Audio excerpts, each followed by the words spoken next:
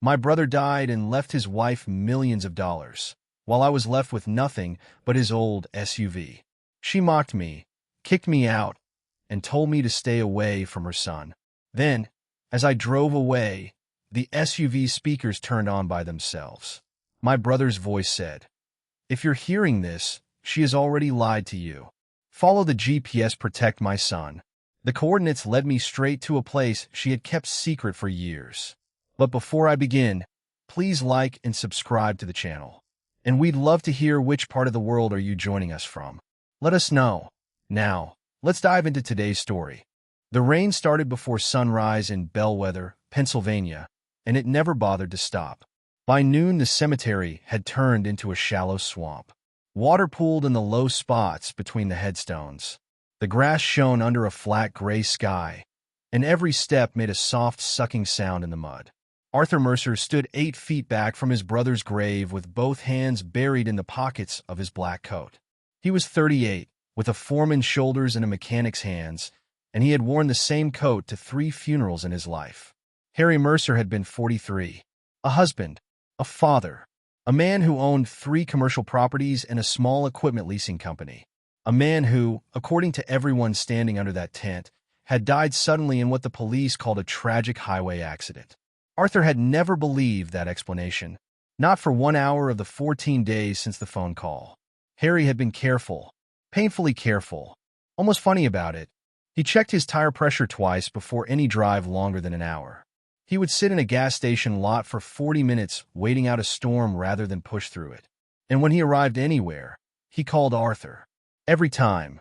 22 years of that habit. Made it. Talk tomorrow. Bye. 2 weeks ago, Harry had died on a dry road at 2 in the afternoon. His SUV had crossed the center line and gone into a culvert wall at 55 miles an hour. No witnesses. No skid marks worth reading. No mechanical failure the county could put a name to. Just death. The minister was talking about God's plan. Arthur heard the words the way you hear a radio in another room. He looked across the grave at his brother's wife. Jean Mercer stood at the front with one hand resting on the shoulder of her 11-year-old son. She wore black. The right kind of black, expensive and well-cut, with a small veil she had probably bought for exactly this occasion. Her makeup was perfect. Her hair was perfect. She did not look heartbroken.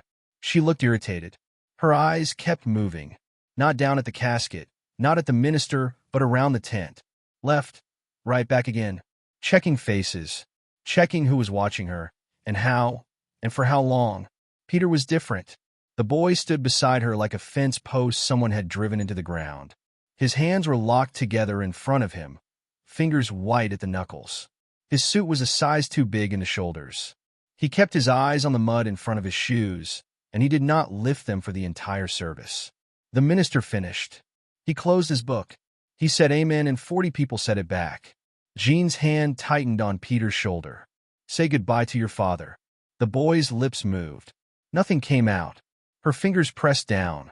Arthur saw the fabric of the jacket bunch under her grip. Now, Peter whispered, "Goodbye, Dad." Arthur felt something go cold in the middle of his chest. The boy wasn't crying. He was scared. Grief makes a person heavy and slow. Fear makes them small. Peter had made himself as small as an 11-year-old body could go. Arthur thought about the diner on Route 9. Every Saturday morning, 7 o'clock, the same corner booth.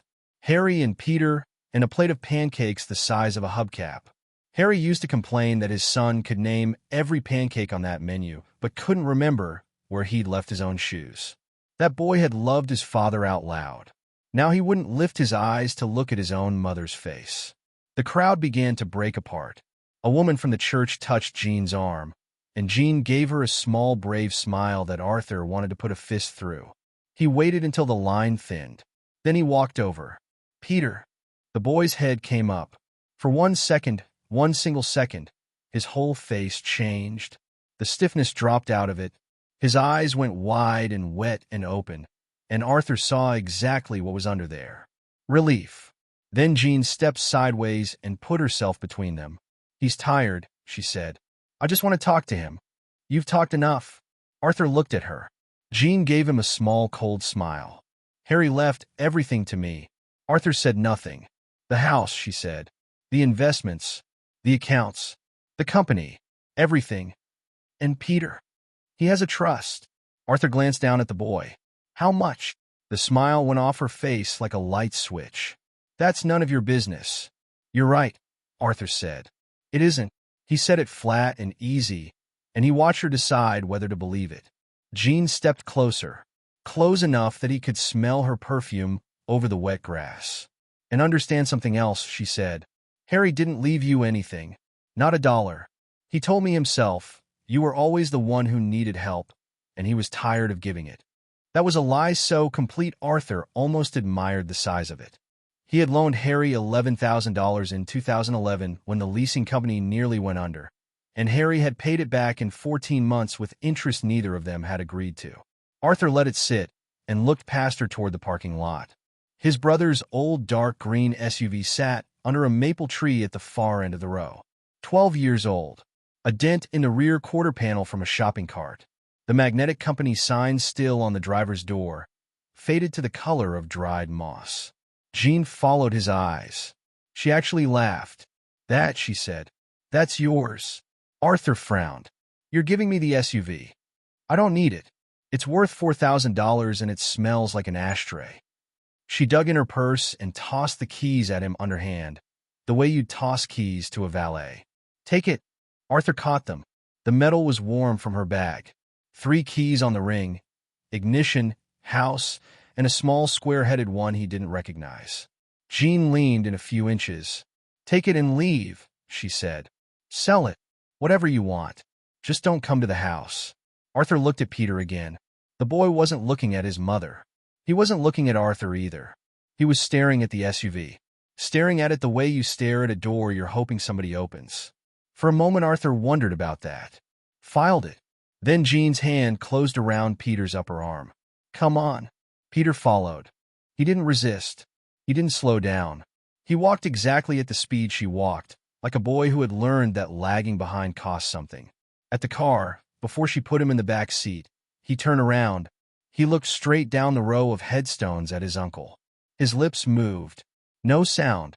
Arthur was 40 feet away, and the rain was loud on the tent, and he couldn't hear a thing. But he could read the shape of it. Help me. Then the door shut, and Jean's car pulled out of the cemetery, and Arthur Mercer stood alone in the mud with his brother's keys in his fist and the rain coming down on his uncovered head. He stayed there a long time. Eventually, he walked to the SUV and stood beside it without getting in. He put his palm flat on the roof.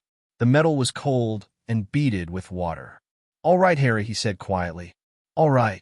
That evening the rain thinned into a fine mist that hung under the streetlights. Arthur drove out to his brother's house in his own pickup and left the SUV parked at his place. He wasn't ready to sit in it yet.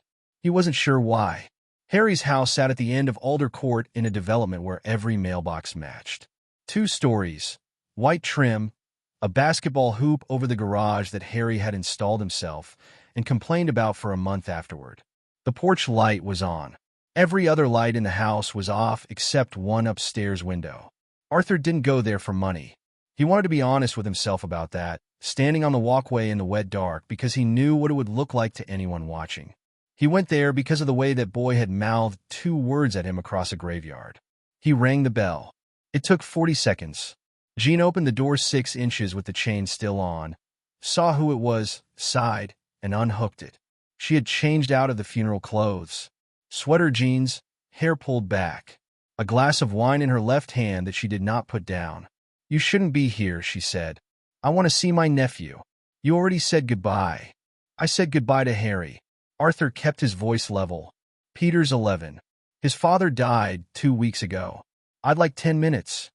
He has me. That's not the same thing, and you know it. Jean drank. Behind her the house was dark and unnaturally silent. No television. No radio. On the night of a funeral there should have been noise. A neighbor with a casserole. A cousin asleep on the couch. There was nothing. Peter? Arthur called past her. He's sleeping. It's 7:40. He's been sleeping a lot. Then Arthur heard it. Upstairs. A soft double creak of floorboards. The sound of somebody crossing a room quickly and quietly. Then a bedroom door pulled shut, careful, The latch caught my hand so it wouldn't click. Jean's expression changed. It closed like a fist. You need to leave. Arthur stepped through the doorway into the front hall. The smell of the house hit him and put a crack in his chest. Harry's house always smelled like coffee and sawdust. Now it smelled like lemon cleaner. Somebody had scrubbed it top to bottom. On the wall by the stairs, where there had been 8 framed photographs in a stagger pattern, there were now 4. The empty picture hooks were still in the drywall. I knew my brother, Arthur said. 22 years of Sunday phone calls. He would never in his life want me shut out of his sons. You didn't know Harry as well as you think you did. Arthur's jaw tightened. Maybe not.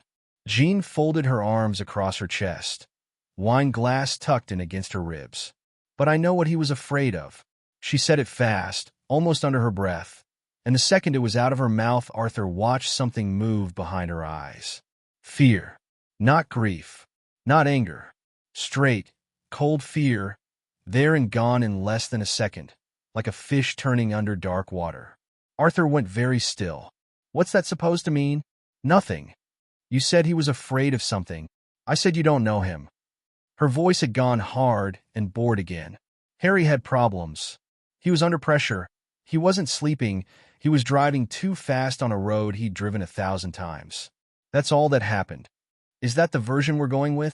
That's the version the police went with. The police went with what you told them. Jean pointed at the door. Leave. Arthur didn't move. He looked past her shoulder at the staircase and raised his voice, just enough. Peter, it's your Uncle Arthur. The silence upstairs got deeper. He could feel someone in it, holding still, holding their breath. Peter, your nephew is not your responsibility, Jean said. He is mine. Come here again, and I'll file for a restraining order and tell a judge you showed up drunk on the night of my husband's funeral demanding access to my child. Who do you think he believes? Arthur looked at her for a long moment. She had it ready. That was the thing that stayed with him afterward. It wasn't rage. It was prepared. She had thought this through in advance and picked her weapon and kept it loaded by the door. Good night, Jean, he said. He walked out. Halfway down the front walk, he heard a sound behind him, a faint knock, knuckle on glass. Arthur turned. Peter stood in the upstairs window in a t-shirt, both hands pressed flat against the glass, his face white in the porch light. Arthur raised his hand. The boy started to lift his own hand. Then a light came on in the room behind him. Peter's whole body jerked. He stepped back from the window fast, out of sight, and a shape crossed the room, and the curtain swung shut.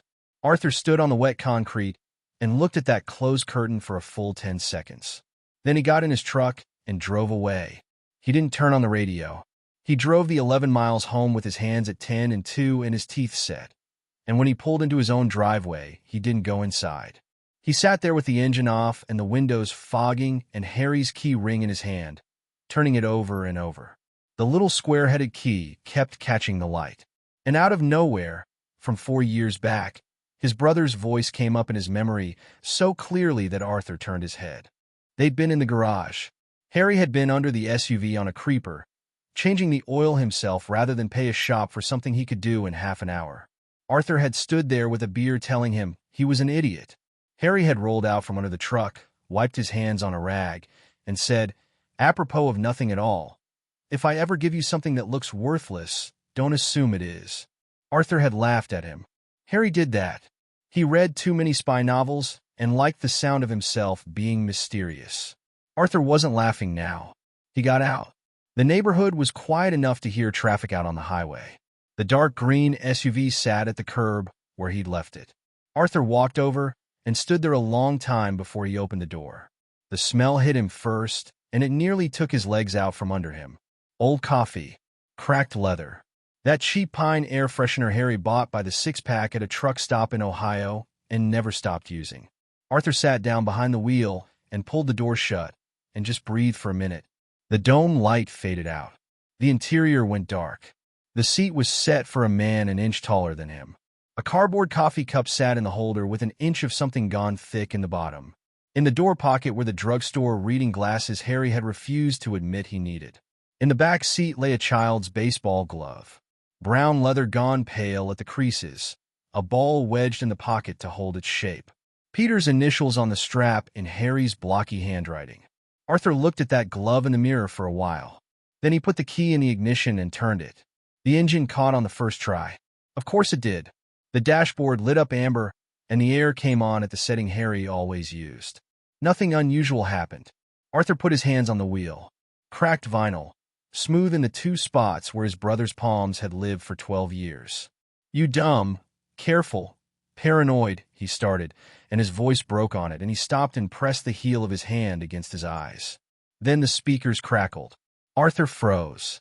It wasn't a radio station. There was no music, no hiss of a signal searching.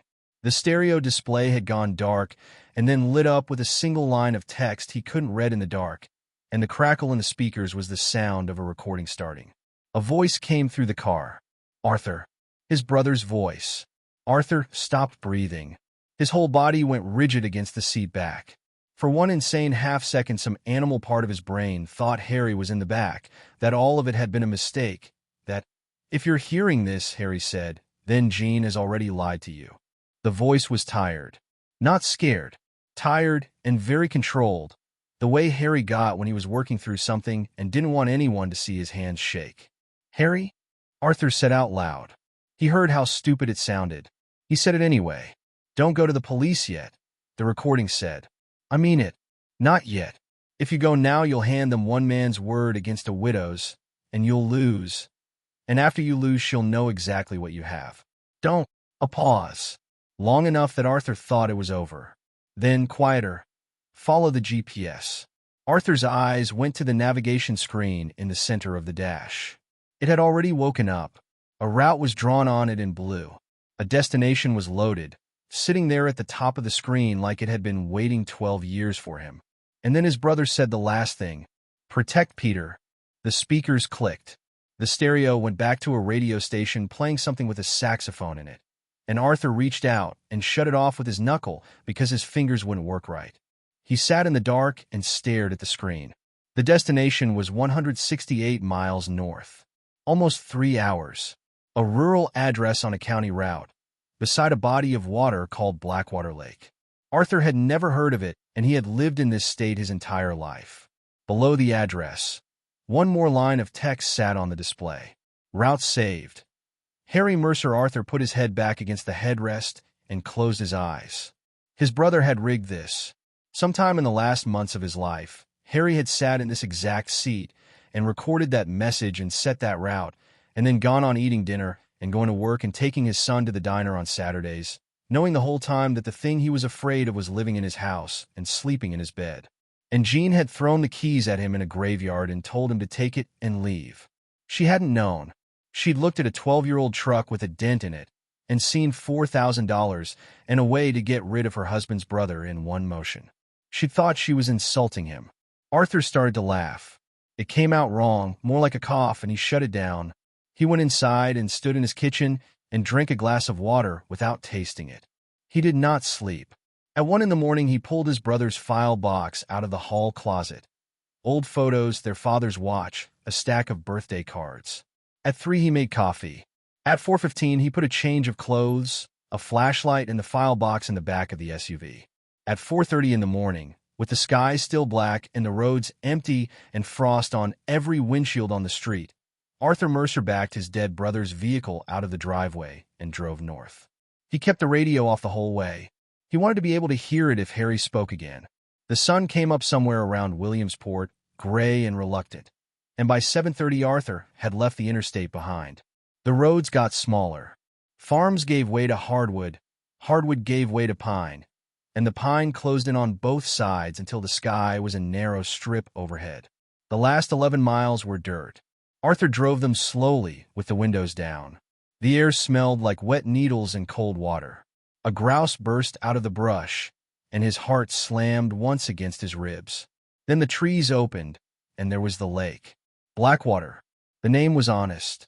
The water was the color of strong tea, and lay dead flat in the windless morning. No boats. No docks. Arthur looked along the shoreline and counted 0 houses. The GPS said 400 feet. At the end of a gravel drive, set back in the trees with the lake behind it, stood a small gray house. 1 story. Steel roof. A short covered porch with split firewood stacked under a tarp against the sidewall. Arthur shut off the engine and sat listening to it tick. He checked the address against the screen twice. It matched. His brother had owned a house. Somewhere in the last 2 years of his life, Harry Mercer had bought a house 168 miles from his own front door and never said one word about it. Not on any Sunday phone call. Not once. Arthur got out. The front door was locked. He crouched at the edge of the porch step and ran his hand along the border of flat stones someone had laid there. The third stone lifted. Underneath, wrapped in a sandwich bag, was a brass key. Arthur held it in his palm for a second. It was such a hairy thing to do that his throat closed. The door opened smooth on oiled hinges. Inside, the air was cool and dry and smelled like nothing at all. Arthur stood in the doorway with the light behind him and looked at a room that made no sense. It was clean, not abandoned clean, lived in clean, ready. There was a couch with a folded wool blanket over the arm, a wood stove with kindling stacked beside it. The floor had been swept, and the corner of the rag rug was straightened. Arthur walked through to the kitchen. Canned food in the cupboard, 3 deep. Rice, pasta, coffee, a case of bottled water under the counter. The refrigerator was running, empty and clean. Dishes for 4. A cast iron pan hanging on a nail. The first bedroom had a made bed, a lamp, and a dresser. Arthur opened the top drawer. Men's clothes. Folded. Harry's size. Second drawer. Boys' clothes. Jeans, t-shirts, socks, a hooded sweatshirt with a school logo. Folded just as carefully. Arthur shut the drawer and stood with his hand on it. There was a bookshelf in the front room. He went back. Kids' books, mostly. The fantasy paperbacks Peter had been chewing through last summer. A field guide to freshwater fish. A deck of cards. And on the end of the shelf, a small baseball trophy, a gold plastic batter on a wooden base, next to a framed photograph. Arthur picked up the frame. Harry and Peter, standing on a dock in the sun, squinting. Peter may be 9, both of them holding one end of the same fish, which was not large, and both of them grinning like it was a record. Arthur turned the frame over. There was writing on the back of the cardboard in his brother's blocky capitals. For the day we finally get away. Arthur set the picture down carefully. He had to. His hands weren't steady. He kept searching because searching was a job, and a job was something to hold on to. He found it in the bedroom closet, on the shelf above the hanger rod, behind a folded quilt. A gray steel box with a keyed lock. He carried it to the kitchen table and took Harry's key ring out of his pocket. The little square-headed key slid in and turned like it had been oiled. Inside, a rubber-banded stack of bank statements. Both of Harry's business accounts and one personal. A manila sleeve of photographs. A cheap prepaid phone, black, with a charging cable coiled around it. A spiral notebook. And a sealed white envelope with one word on the front in heavy pen. Arthur. He looked at his own name for a long moment. Then he sat down in a kitchen chair in a house he had never known existed and opened his brother's last letter. Arthur, if you're reading this, then I failed. I want that written down at the top, so neither of us pretends otherwise. I had time to fix this, and I ran out of it. Jean is not the woman you think she is. She isn't the woman I thought she was either, so don't feel slow about it. 10 months ago, I found out she's been seeing a man named Darren Voss. He does contract work, equipment, hauling. I met him twice at the chamber dinner. Big handshake. Looks you in the eye a beat too long. At first I thought it was an affair. I sat in a parking lot for 2 hours trying to decide whether I even had the right to be angry. Then I heard them talking, and it wasn't about me. It was about money. It was about the company and the buildings, and what a probate court does with a man's estate when he dies without a plan. After that I stopped being angry and started being afraid. Not for me. For Peter. Arthur stopped reading. He set the page down on the table, face up, and looked toward the short hallway. He got up and walked to the second bedroom door and pushed it open with 2 fingers. It was a boy's room. The bed was made with a navy blanket pulled tight. A poster of the solar system, the cheap kind from a school book fair, taped square to the wall. A window facing the water, the curtain tied back, so the first thing you'd see when you sat up was the lake. On the pillow, sitting up against the headboard with its legs out straight, was a stuffed bear. Brown, worn on the muzzle, one ear stitched back on with the wrong color thread. Arthur knew that bear.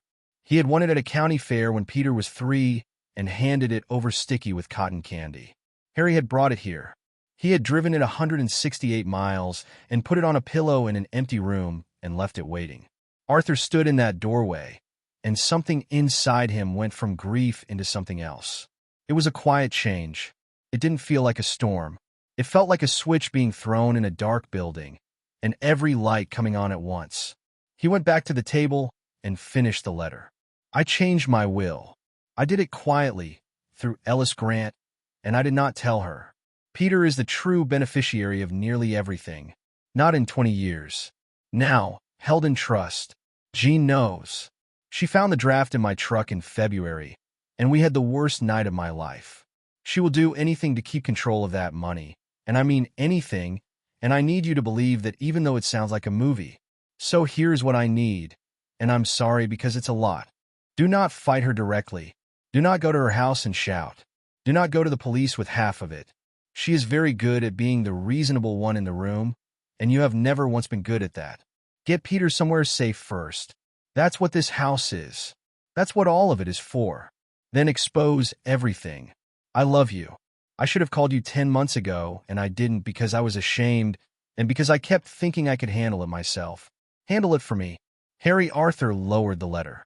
His hands were shaking. He held them flat over the table and watched them do it. Not fear. There was no fear anywhere in him.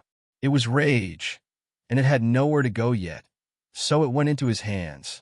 Outside, a loon called somewhere out on the lake, one long note across the flat water. Arthur folded the letter and put it in his shirt pocket over his chest. Okay, he said to the empty house. Okay, Harry. He drove back the next morning. He did not go to Alder Court. He did not call Jean.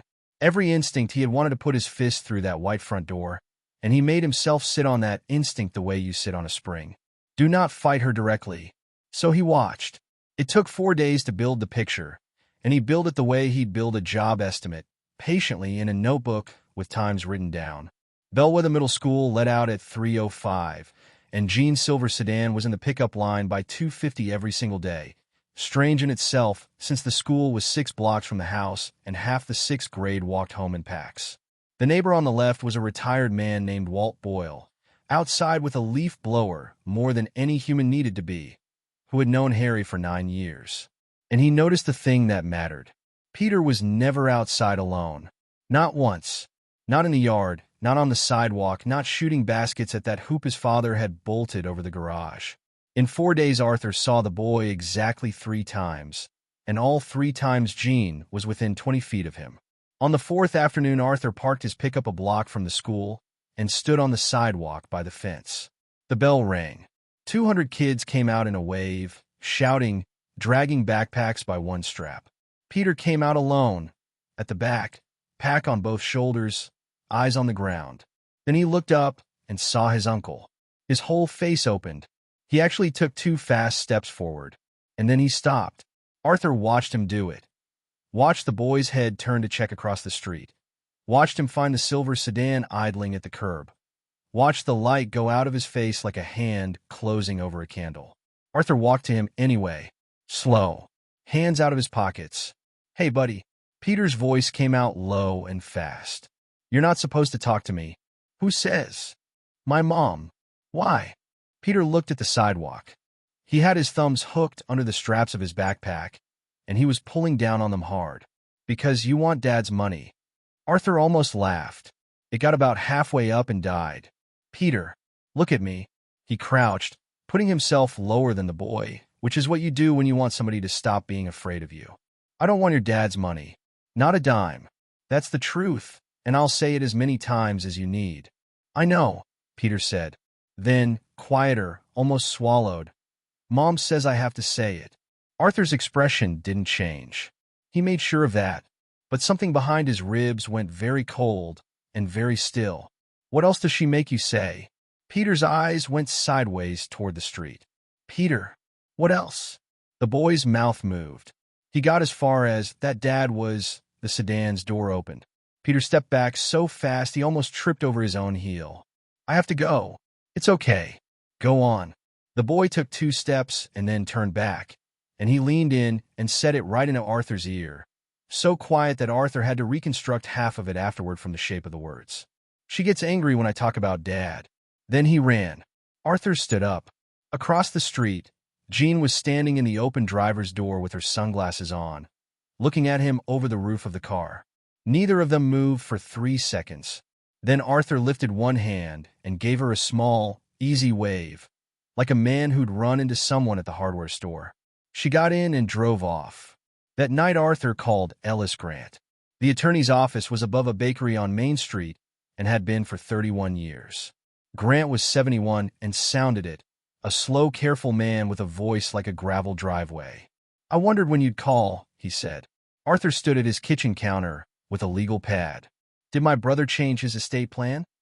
There was a pause on the line long enough to hear the man breathing. Yes, Grant said. In October, and again in March to tighten it. Tell me what it said. Mr. Mercer, I can't discuss. Ellis. Arthur put both hands on the counter. He's dead. His son is being coached to say his father was careless and depressed. I'd like to know what I'm dealing with before I do something I can't take back. Another long pause. I'll tell you what's already a matter of public record and what I've already reported to the Register of Wills, Grant said carefully. The will that was filed after his death is not the will I drafted in March. Arthur closed his eyes. Say that again. The document Mrs. Mercer presented is an earlier version, dated 2 years prior. It's properly executed, it's witnessed, and on its face there's nothing wrong with it. It simply is not the most recent instrument. Then challenge it. With what? Grant's voice sharpened. I have file notes and a memory of a meeting. What I do not have is the executed original. Your brother carried the signed original out of this office in March. I told him that was unwise. He said, and I remember it exactly, that his house was not safe. Arthur looked out his kitchen window at the dark. An unsigned draft in my file is not evidence of anything, Grant said. A judge will tell me the client changed his mind and burned it. That happens constantly. I've been suspicious for 2 weeks, and I've had nothing to be suspicious with. Arthur said, what if somebody had the original? Silence. Do you have it? Grant asked. I have a locked box that came out of a house nobody knew he owned, Arthur said. I've read a letter. I haven't been through the rest of it. Go through the rest of it, Ellis Grant said, and all the age had gone out of his voice. Don't photograph it with a phone and email it to me. Don't tell another living person. And Mr. Mercer, do not, under any circumstance, let that woman know you have been north. Arthur drove back to Blackwater Lake before dawn on Saturday. He built a fire in the wood stove because the house had gone cold, and he spread the contents of the steel box across the kitchen table in the gray light. And he started at the beginning. The bank statements went first, 11 months of them, marked up in pencil. Arthur was not an accountant and didn't need to be. His brother had circled the transfers and written the same 3 letters in the margin over and over. DV 19,000 in June, 24 in August, 31 in September, split into 3 payments across 9 days, which even Arthur knew was somebody being careful about a number. The money left Harry's business account and landed at Voss Contract Services, LLC. Every payment authorized by the second signer, Jean Mercer. Arthur set the statements down and picked up the prepaid phone and plugged it into the wall. No passcode. Harry had left it open on purpose. There was almost nothing on it. No contacts. No messages. One video file, dated 3 days before the crash. Arthur pressed play. Harry's face filled the screen. He was sitting at this table. This exact table. Arthur could see the same knot in the same board over his brother's shoulder. He looked terrible. Gray under the eyes, 3 days of beard, hair flat on one side like he'd slept in a chair. It's the 9th, Harry said. I'm at the lake. I want this on record because I don't know what's going to happen, and I've stopped pretending I do. He rubbed his face with one hand. I found out Jean and Darren have been meeting at my house. During the day, when I'm at the yard, a short, ugly laugh. In my kitchen, Peter's school picture's right there on the wall. Arthur held the phone in both hands and did not move. I confronted her Tuesday night, Harry said. I recorded it. I'm going to put it in here after this because I want somebody to hear the actual words and not my version of the words. He leaned closer to the camera. If anybody's watching this and it isn't me, check the brakes. The video cut. Then a second file started, and this one was audio only. A black screen and a timestamp. The picture never came up. The phone had been in a pocket or face down on a counter. The sound was hollow and boxy and unmistakably a kitchen. Jean's voice. And it was a voice Arthur had never heard from her. No polish on it at all. You don't understand how this works anymore, Harry. His brother, Lo, it's my money. It's Peter's money. A glass set down hard. That's what you keep telling everyone. It's all for Peter. You've locked me out of my own life and dressed it up as protecting my son. You've been taking from the business for a year. I've been taking a salary I earned. $94,000, Jean. There was a pause on the recording. A chair scraped. Then a third voice. Male. Easy. Not raised at all. Which somehow made it worse. Not if Peter doesn't inherit it. Arthur leaned in toward the phone until his forehead was almost touching it. Harry, and now there was heat in it. Say that again. I'm saying you've built a wall around that money with a child on the other side of it, Darren Voss said. And a wall like that only has to hold up as long as you do. Get out of my house. Harry, Jean sharp. Both of you. You two are sick. You're standing in my kitchen doing arithmetic on my son. You're making this harder than it needs to be, Voss said. A door. Then nothing. Then the recording ended. Arthur sat back. He played it again. Then a third time, eyes shut, listening for the parts underneath. The pause before Jean said Peter's name, the complete calm in Voss's voice, the moment Harry's breath changed. He checked the timestamp against the date of the crash. 4 days. 4 days between that kitchen and a culvert wall on a dry road at 2 in the afternoon. Arthur opened the spiral notebook last. It was a work notebook, the kind Harry kept in his truck, half filled with equipment numbers and job dates. The last 6 pages were different. A log, dates and one-line entries. And the handwriting got worse as it went. February 14th, she found the March draft in the truck. Bad night. She said I'd regret it. March 2nd, closed on the lake house. Cash. Nobody knows. March 19th, signed the new will at Ellis's. Original stays with me. April 6th, Peter asked me if we were getting divorced. Told him no. Should I have told him yes? May 30th, DV's truck in my driveway, 11:40 a.m. Second time this month.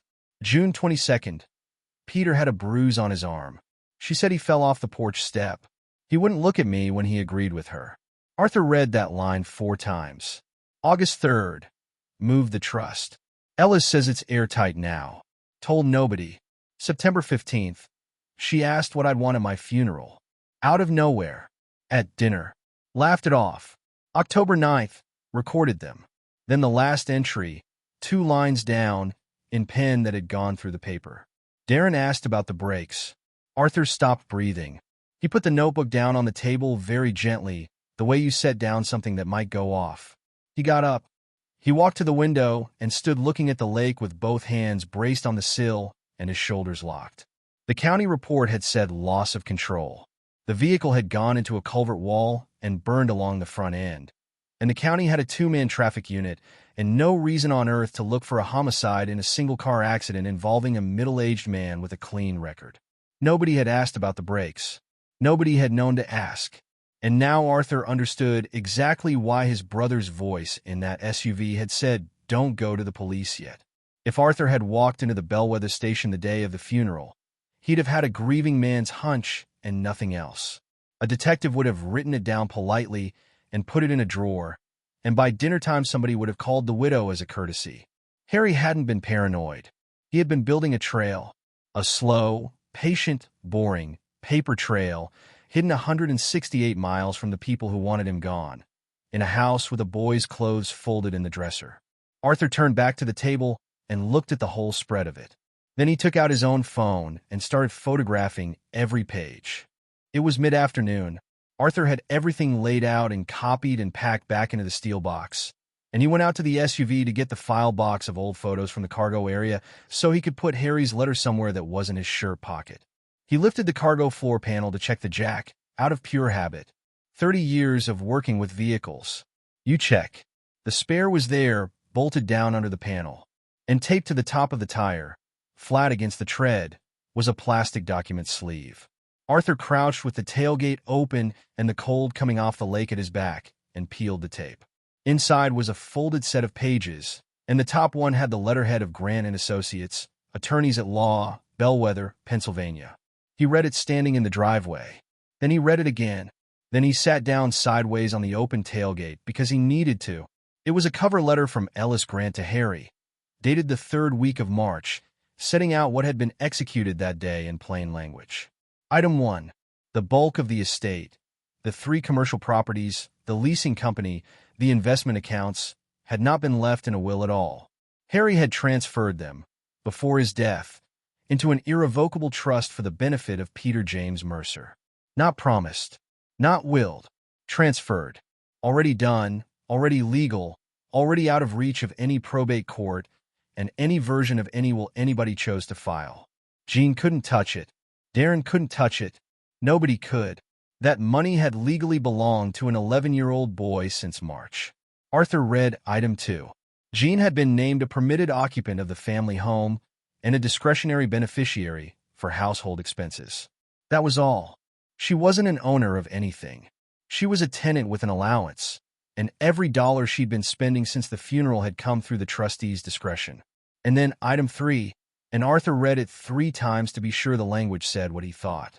There was a forfeiture clause. If Jean Mercer were found, in any legal proceeding, to have harmed or attempted to harm Peter, physically, financially, or by conduct a court determined endangered him, every discretionary benefit available to her terminated. Immediately and permanently. The house, the allowance, the occupancy, all of it. And Item 4. Harry had named a standby guardian. If Jean were ever found legally unfit or unable to care for his son, custody was to pass to his brother, Arthur Mercer. Arthur sat on the tailgate of a dead man's truck with his forearms on his knees and looked at the tea-colored water for a long time. Everything he thought he understood turned over. Jean was not sitting on a fortune. She had never been sitting on a fortune. She had been sitting on an allowance and a lie, playing the rich widow at a funeral, throwing keys at her husband's brother like she owned the world, and the entire time she had been standing on a trapdoor with her own name written on it. She had lied to Darren Voss too. She must have. That was why the man kept coming around. Harry's notebook, Harry's letter. None of it made sense unless Voss thought there was something at the end of it for him. She had told him there were millions. There weren't. There was a house she didn't own, and a monthly draw somebody else approved. And she was terrified. That flicker Arthur had seen in her face in the doorway. I know what he was afraid of hadn't been grief or guilt. It had been a woman doing math in her head and not liking the answer. She had known about the trust since February. She knew the money was Peter's, which meant every single thing she had done since. The story about the depressed, careless husband, the coaching, the hand on the boy's shoulder in the rain, was a woman trying to hold together a version of reality that the truth would collapse in one afternoon. The most important thing on that page wasn't the money. Arthur went back and put his finger on Item 3 and read it once more. If she was found to have harmed him, she lost everything. Harry had built a machine, and his brother had just found the lever. Arthur folded the pages into the sleeve, went inside, and called Ellis Grant on the landline because he had stopped trusting his own phone somewhere around the 3rd page. Grant picked up on the 2nd ring. It's Arthur Mercer. Go ahead.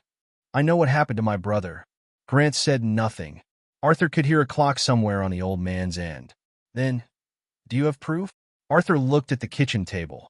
The statements, the photographs, the prepaid phone, the notebook with one line pressed hard enough to tear the paper. I've got the original will, he said. I've got 11 months of transfers into Voss's company with her signature on them. I've got a recording of the 2 of them in Harry's kitchen 4 days before he died, talking about what happens if Peter doesn't inherit. And I've got my brother's handwriting saying Darren asked about the breaks. The clock ticked twice. Mr. Mercer, Ellis Grant said quietly, that is not the beginning of a case. That is a case. Then what do I do? You bring it to me Monday morning.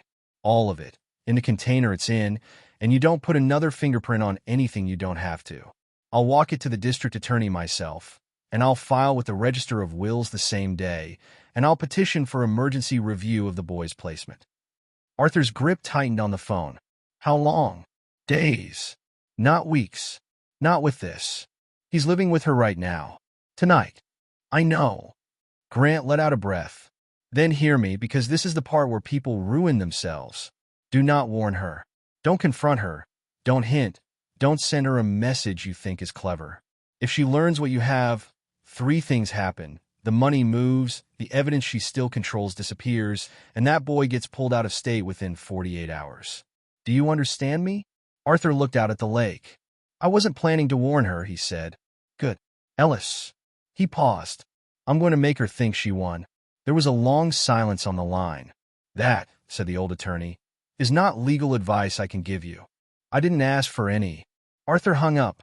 He stood in his brother's secret kitchen with the fire ticking in the stove and the light going long over Blackwater Lake. And for the first time in 14 days, he felt something other than grief. He felt patient. Arthur did not go to Alder court. That was the hardest thing he had ever done, and he did it for 19 days. He spent Monday in Ellis Grant's office above the bakery, watching a 71-year-old man go through a steel box item by item with cotton gloves and a face that got harder with every page. Grant copied everything, locked the originals in his firm's safe, and called the district attorney at 2:10 in a voice Arthur hadn't heard from him before. Not the careful country lawyer, but a man calling in 31 years of favors in a town where he'd drafted half the wills. By Wednesday, a county investigator was listening to a recording of a kitchen conversation with his eyes on the floor. By Friday, the accident file had been pulled.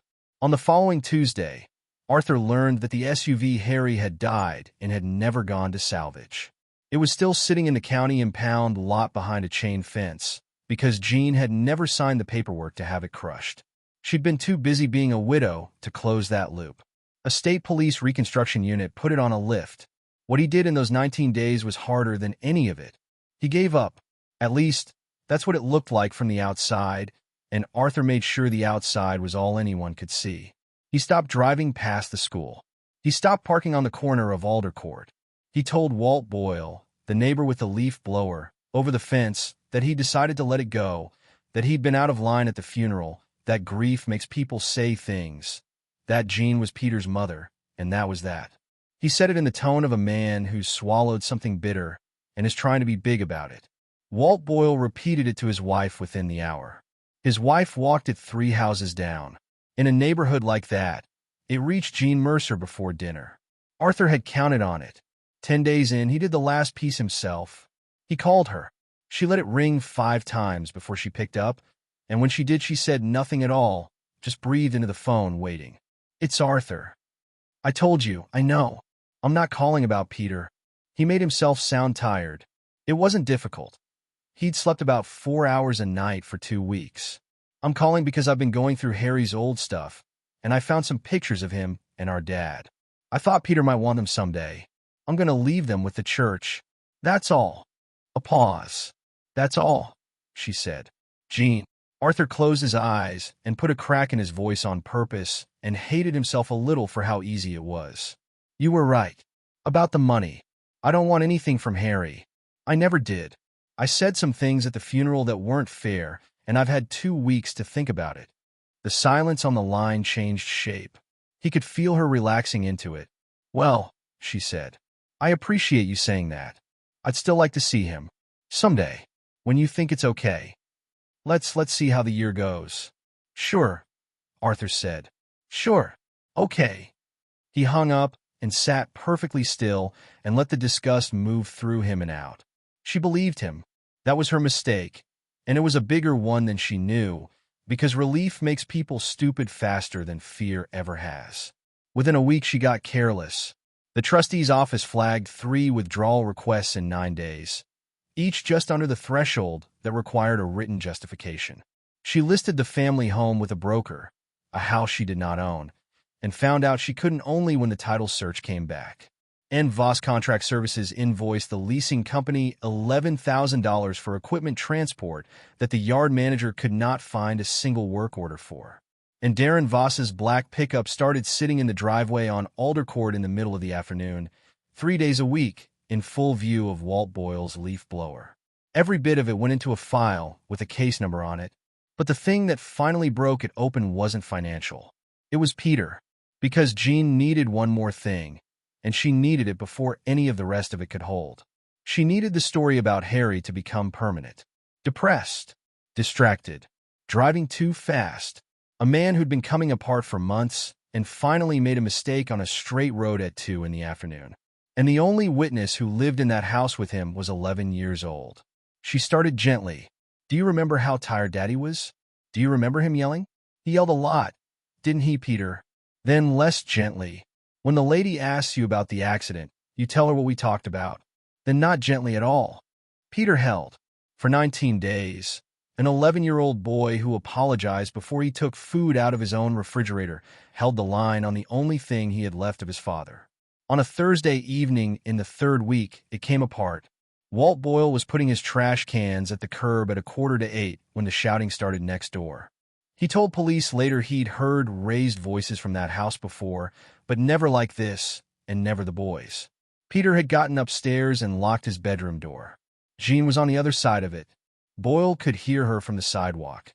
Not the words at first, just the sound, a hard, flat hammering rhythm, and the door handle being worked. Then the boy screamed something, and Boyle heard that part clearly because a child's voice at that pitch carries. I'm not lying anymore. And then, cracking in the middle, you promised Mom wouldn't hurt me. The house went silent. Boyle stood at the end of his driveway with a trash can lid in his hand, thought about it for 4 seconds, then went inside and dug out the card Arthur had pushed on him over the fence 3 weeks earlier. Arthur's phone rang at 7:52. He was already in the SUV. He'd been sleeping in his clothes for 19 days. The 11 miles took him 9 minutes. He made 2 calls on the way. Ellis Grant picked up on the first ring and said only, "Where?" and then, "Don't touch her. Don't raise your hand once, because that is the only thing left that can lose this." The second call was to the Bellwether police line. Arthur gave them the address, the case number Grant had made him memorize, and the words "a neighbor reports a child screaming." He turned onto Alder Court at 8:04. He parked in the driveway behind Jean's sedan, blocking it in, and got out with the folders under his arm. The front door opened before he reached it. Jean stood in the frame with the hall light behind her. Her face was flushed high on the cheeks, and there was a shine of sweat at her hairline. Her hand was wrapped around the edge of the door. "You have no right to be here." Arthur looked past her, up the staircase. "I came for Peter. He's my son. He is your son." Arthur's voice came out flat and even. That surprised him. Inside his chest something was going like a jackhammer, and none of it reached his mouth. "But he isn't your property." Her face hardened. She stepped out onto the porch and pulled the door most of the way shut behind her, which told him everything about who she thought was listening upstairs.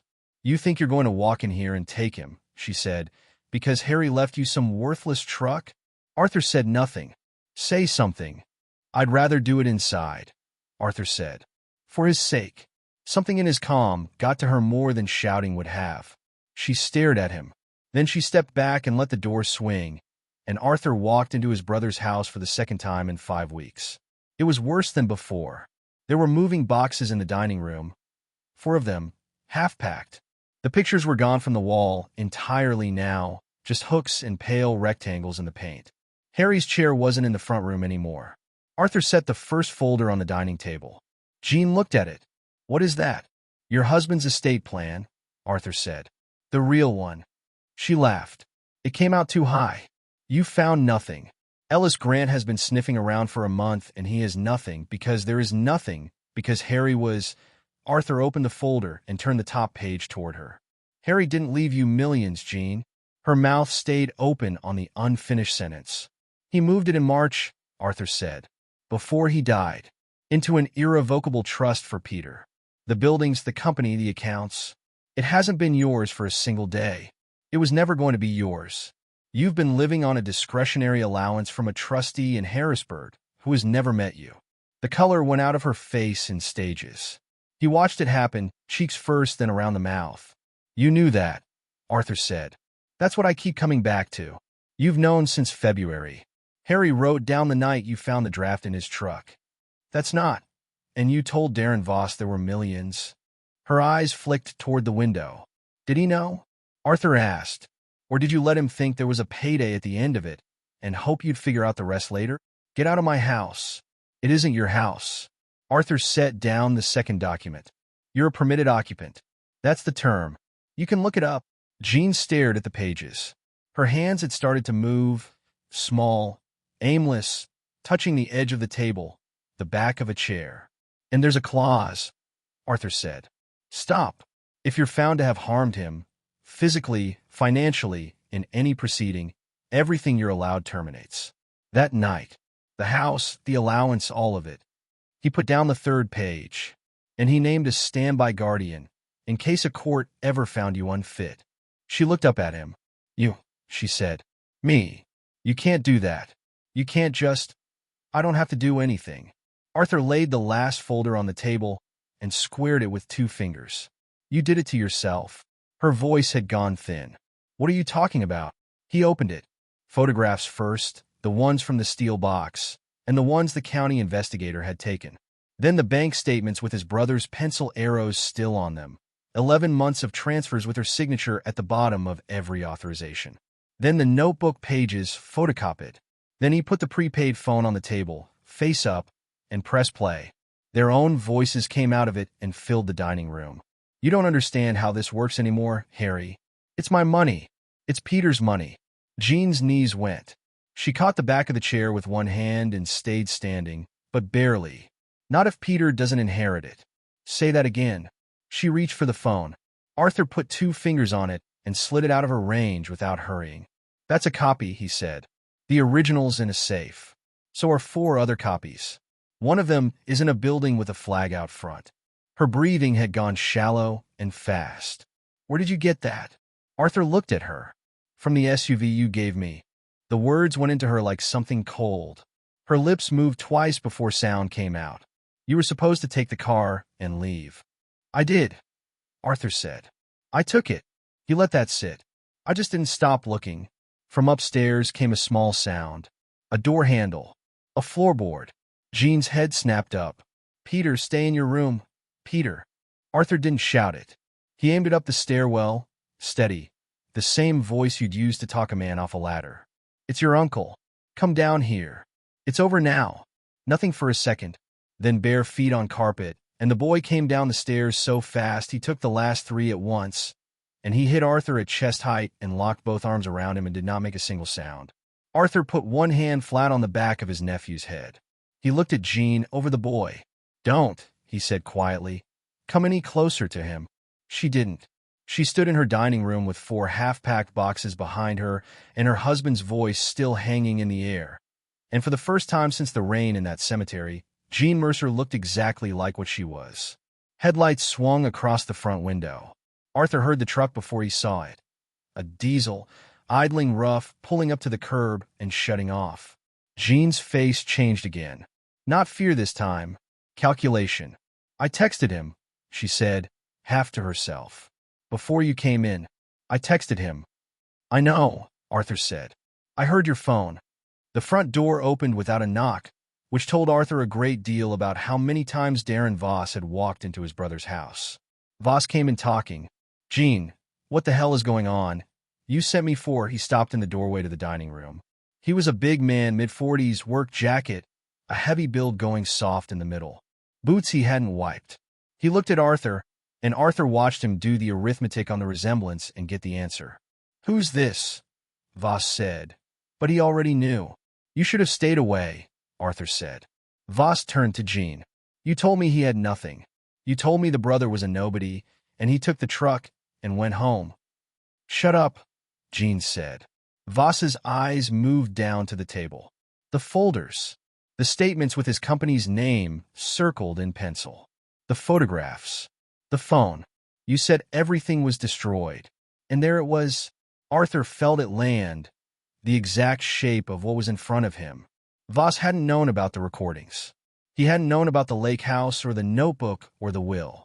Jean had never told him what her husband had built, because she had needed Voss to believe there was a fortune waiting, and a man who knows about a trust and a forfeiture clause doesn't take that kind of risk for a woman with an allowance. She hadn't trusted him.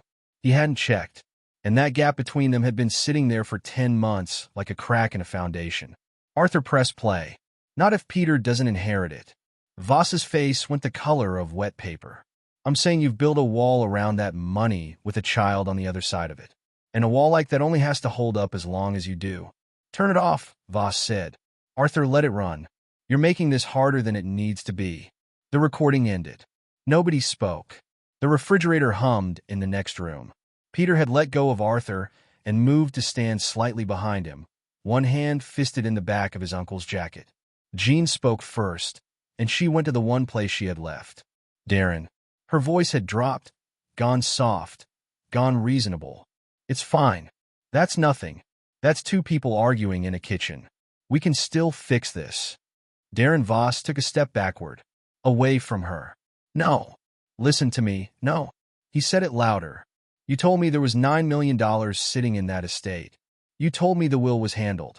You told me the truck was crushed. Arthur's head came up at that. Voss saw it and stopped talking, but it was 2 words too late, and every person in the room heard it. Jean closed her eyes. You promised me, she said.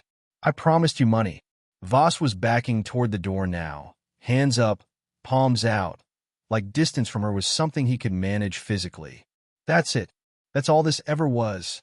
I'm not going down for her, and that's all you ever wanted, Arthur said. Voss looked at him. You never even asked what happened to him, Arthur said. You've been standing in his dining room for 2 minutes, and you haven't said my brother's name once. Voss turned and went for the door. He got it open. The porch was full of light. 2 Bellwether patrol cars sat at the curb with their headlights on and their bars turning slow, no siren. And a state police unit had come in from the other end of the street and stopped nose out across the mouth of the driveway. There were 4 officers on the walk and one already at the bottom of the porch steps with a hand up, because Arthur had not come to that house to confront anyone. He had come to keep a boy in one room for 11 minutes while everything Ellis Grant had walked into the district attorney's office 19 days earlier finished doing what it was built to do. The evidence had gone in first. Arthur had gone in second. That order had mattered more than anything else he did in his life. Darren Voss was arrested on the front walk of a house he had no business being in. Harry Mercer was taken into custody 40 minutes later, after a caseworker arrived, and after a woman officer had sat on the bottom stair with Peter and asked him 3 quiet questions and written the answers down.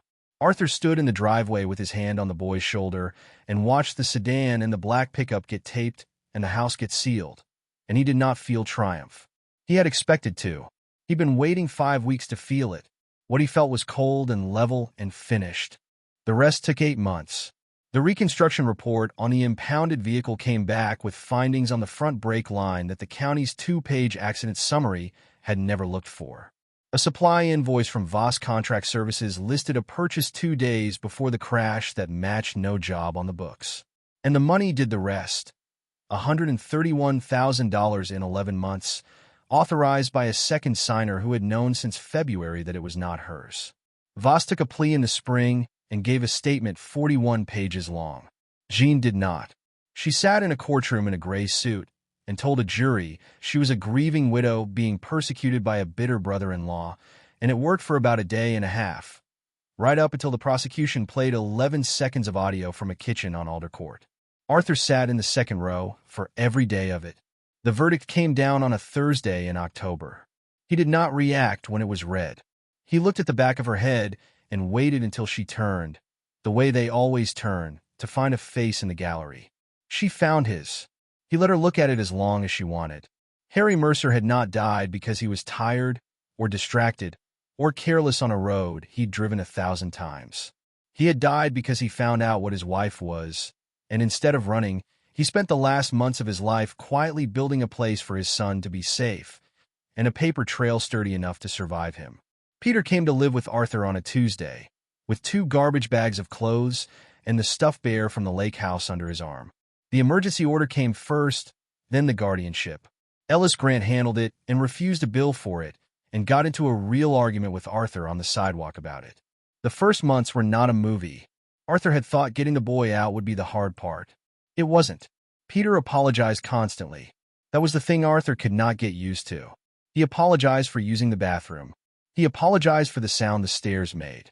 Once Arthur came into the kitchen at 9 at night and found him standing in front of the open refrigerator, not reaching in, just looking, and when he heard footsteps he shut the door fast and said sorry before he'd even turn around. For what? Arthur asked. Peter didn't have an answer. That was the worst part. He'd been trained into it so long that the reason had worn off and left the habit behind. So Arthur made a rule and repeated it until it stopped needing repeating. In this house, food is not permission. He put the counselor's card on the refrigerator and drove him there every Wednesday for a year. He got up at 2 and 3 in the morning, more nights than not, because he'd hear the bed creak and then nothing, and he'd find the boy sitting on the edge of the mattress in the dark with his feet on the floor and his hands on his knees, wide awake, not crying, just sitting. Arthur never told him to go back to sleep. He'd sit down in the chair by the door and say nothing, and after a while Peter would lie back down. He never once forced him to talk. That was the whole method. It was not sophisticated. Arthur Mercer had built things his entire life, and he understood the only thing that ever actually works, which is that you show up, and you keep showing up, and the load gets carried whether or not anyone thanks you for it. It took until March, a Saturday morning. Arthur made pancakes because it was Saturday and because he had decided, without discussing it, that Saturday mornings were going to be pancakes in this house too, and if that hurt for a while, then it would hurt for a while. He burned the first batch, badly, black on one side, raw in the middle, and the smoke detector in the hall went off, and Arthur stood there waving a dish towel at the ceiling and swearing under his breath. And Peter laughed. It came out of him before he could stop it. A real one, from the belly, at the sight of a grown man beating the air with a towel. Arthur turned around with the towel still up. What? You burned them? I know I burned them. Dad said you were the good cook. Peter was still grinning. He said he was the bad one. Arthur looked at his nephew across the kitchen. The boy had put on 11 pounds since October and had a haircut he'd picked himself and was sitting with both elbows on the table like he lived there, which he did. Your father, Arthur said, was a liar. Peter laughed again, harder.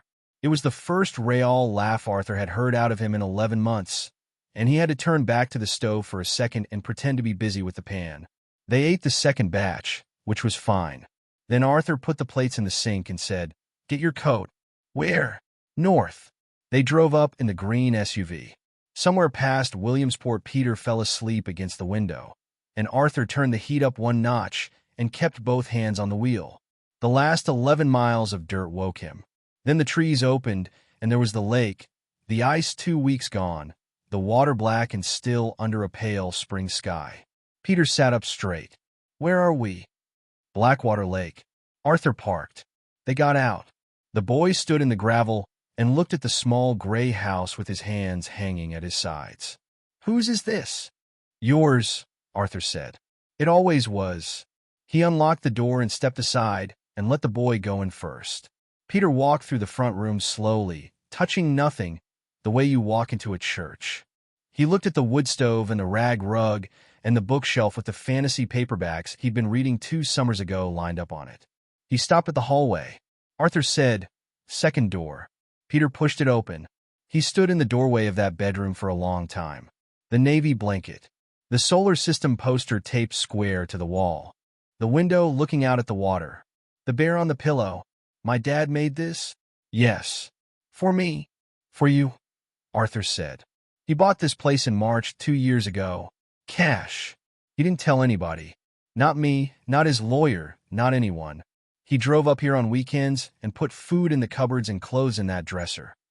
Peter walked to the shelf and picked up the small baseball trophy. He turned it over in both hands. Then he saw the frame beside it and went very still. He picked it up, the two of them on the dock, squinting into the sun, holding the same undersized fish between them. Peter held it against his chest with both arms and stood facing the window. Did he know, he asked. Know what? That I was scared. Arthur had known that question was coming for 11 months, and it still went through him. He could have softened it. He thought about it for exactly 1 second. Yes, he said. He knew. Peter's shoulders started to go. He wrote it down, Arthur said. In a notebook. There's a line in June about a bruise on your arm and how you wouldn't look at him when you agreed with her about the porch step. The boy's face came apart. Then why didn't he? Because he was building this. Arthur crossed the room. Because he knew if he grabbed you and ran, a court would give you straight back to her in a week, and then she'd have known everything, and you'd have had nobody. So he built a house and a trust and a case. And he was almost done, Peter. He was weeks from done. Peter turned around. His eyes were streaming, and he wasn't wiping them. Did he know I loved him? Arthur went down on one knee in front of him, on the floorboards of a room his brother had swept for a day that never came. He knew, he said. That was the one thing he was never confused about. The boy finally broke. It wasn't quiet. It was 11 months and 5 weeks and one funeral in the rain, and it came out of him in a way that shook the whole small frame of him, and Arthur pulled him in and held on. He didn't tell him to be strong. He didn't tell him it was going to be all right, or that his father was watching, or any of the other things people say because silence frightens them. He just stayed. Outside, the lake sat flat and black and patient, and the light moved slowly across it. And after a long time, the crying stopped on its own. A year later, almost to the week, they drove north again. The SUV had needed work by then. Arthur had done most of it himself on weekends, with Peter handing him tools and asking questions he mostly couldn't answer. New tires, brake pads, a rebuilt alternator. He had not touched anything else. The pine air freshener still hung from the mirror stem, faded to almost nothing. The reading glasses were still in the door pocket. Peter was 12 and a half now. He'd shot up 4 inches over the winter, and his wrists hung out of last year's jacket. He rode up front, feet on the dash until Arthur looked at him, then feet off the dash. They pulled into the gravel drive at the lake house a little after noon. Arthur shut the engine off. Then, on an impulse he couldn't have explained, he turned the key back one click to accessory. The dash lit up amber. The speakers crackled. Peter went rigid in his seat, and Harry Mercer's voice came through the car. "If you're hearing this," his brother said, "I hope my son is sitting beside you." Peter's hands came up off his knees. Arthur didn't move. He hadn't known. There had been one message on that stereo, and he'd assumed that was all of it. He played the thing 100 times in a year and never gotten anything but the radio. Harry had set a second file, behind the first, on a delay or a count, or some little bit of stubborn cleverness he'd worked out in a garage on a Sunday and never told anybody about. "Peter," the recording said, "if you're in this truck and you're hearing this, then I want you to know a few things, and I want you to hear them in my voice and not somebody's memory of my voice." The boy's eyes filled instantly. "You were never the problem." Peter put his hand over his mouth. "Not the arguing. Not the tension in that house. Not 1 minute of any of it. I know what you've been told, and I know what you've probably started to believe because you're a kid and that's what kids do, and I need you to hear this from me. It was never you.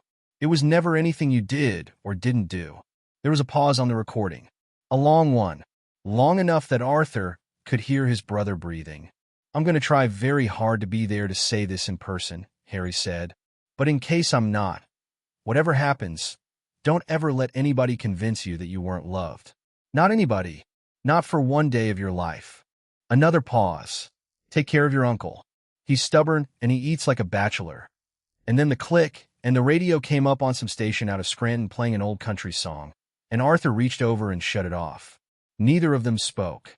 Out past the windshield, the lake sat under a clear sky with a light chop on it, and a hawk was working the tree line on the far shore.